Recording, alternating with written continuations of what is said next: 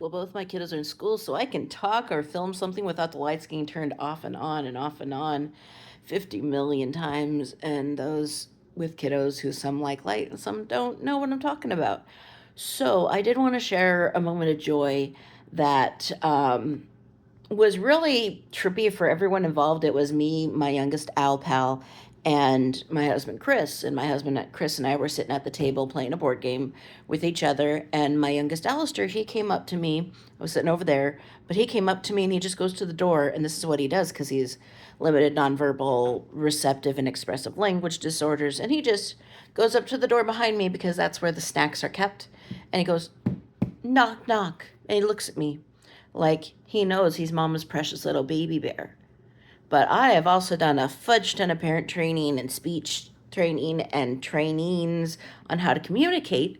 And I knew that he knows he wanted the candy, and I know he can say candy. He was just trying to do less work because communicating verbally is just more taxing for him. So he's in there knock knock and looking at me or giving me side eye expectedly, the kind of my kiddo specifically, when he's making side eye, he's making direct eye contact with me, only side eye, like kind of like this. So if I maintain eye contact with him, and I'm one of the few people he kind of is okay with eye contact with, he will kind of move his head around, but he's not breaking it, almost like it's a mini battle of wills.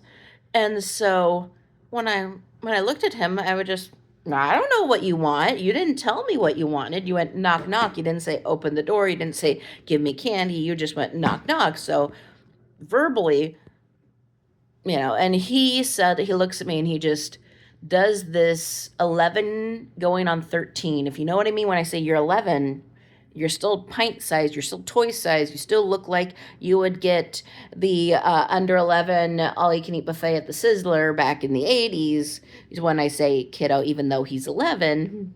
If you ask what the 80s were like, that.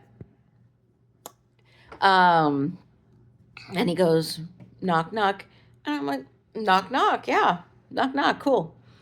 And he looks at me, and I could tell he was so frustrated with me. And he just goes, ugh, and kind of leans against the wall here, and just this total teenager long, gangly arms, 6 feet of shins. Ugh.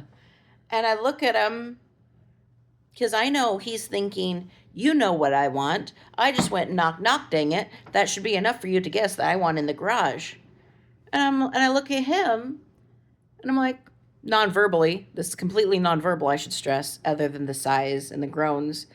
I look at him, I go, ugh, back at him, and with the game, shorter arms and ganglier and much less trimmer arms, but I go, because I'm like, dude, I know what you want, and you're frustrated.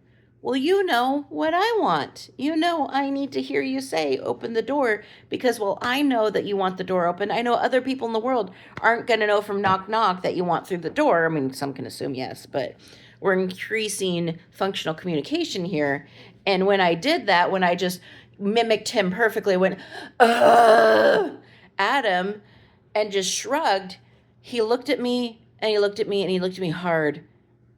And then I could tell from just the way he crumpled and that he understood me, that he recognized the way I was waiting for him to say some indication specifically what he wanted on the other side of the road, of the wall, is the same way he wanted to just, hey, I want in the garage. Why do I have to say open the door, please? And I'm like, I want you to say open the door, please. Why aren't you just asking me that? And he realized that our communication was functional together. And while I know, but anyway, since this, and right after that, he, as I would, and leaned into my arms and just let me catch him. And I just held him, and I'm like, dude, you got to work with this. And my husband's like, if you want the door open, you're going to need to. And then he suddenly says, open the door. And we opened the door, and we got him a little treat that we keep a bag of Mike and Ike's, which is his favorite thing in the world, on the other side on the shelf. And we'll give him, he can't just eat Mike and Ike's all day, but, if we're just working for functional communication, yeah, here's one of each color. Have at it, kid. But since then, and this was really interesting for my husband to just watch this unfold, because to him, his youngest kiddo just went up to me and made a bunch of series of odd grunts and sighs at me, and I just copied him and then shrugged at him, and suddenly we're hugging, and he's like, "What the heck just happened?" And but since then, Alistair has been making more effort to communicate. He went up to me the other day, and he was touching this. He was like, what? And I'm like, eyebrows? He's like, eyebrows. So he knows a fudge ton of words. He loves letters and numbers. He is definitely an ASD kiddo who loves numbers and shapes. Triangles are a particular favorite. But he just got what he needed to comprehend why he needs to communicate with others verbally, so we'll know exactly what he wants and not just a generalization.